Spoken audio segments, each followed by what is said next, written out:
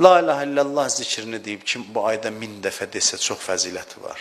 Ayda 1000 dəfə də çox asandır la ilahe illallah zikrini demək. Çox böyük fəziləti var. Çox böyük dəyəri var. Mümkün qədər çalışın oruç tutun. Oruç tutanlara iftar verin. İftar süfrəsi ətrafında toplaşın. Maraqlı məsələlər müzakirə edin, fikir mübadiləsi aparın, danışın. Bir zikir məclisi olsun, həm də bir-birinizlə görüşməyə, yaxınlaşmağa bir fürsət olsun.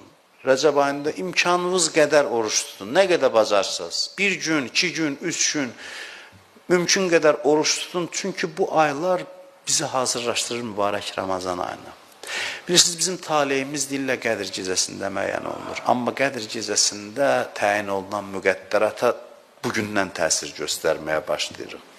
Bugün bizim halımız, əhvalımız, vəziyyətimiz mübarək Ramazan ayına və Qədr gecəsinə təsir göstərir. Allahın rəhmətidir ki, bu 2 ay müqəddimə qərar verib ki, bu 2 ayda insanlar hazırlaşsın, təmizlənsin, biraz duanı, ibadəti artırsın, eyni zamanda maddi neymətlərdən də feyz alsın. Yenə deyirəm, mənəvi ləzzətlər maddilərə nüfuz edəndə maddinin də ləzzəti artır, çoxalır.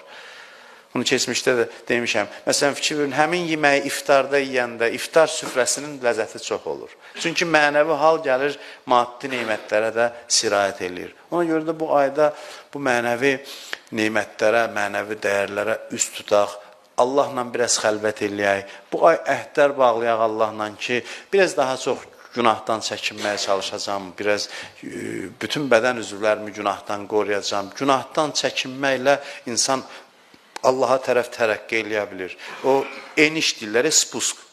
Spusk rusçada bizə də eniş deyilirdi ona.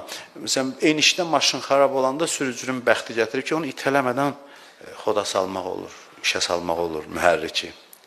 Bu aylar da belədir. Bu aylar belədir ki, o diyanan adamlar üçün balaca hərəkət eləsə çox da güc verməyə ehtiyac olmur. Fəza özü aparır adamı.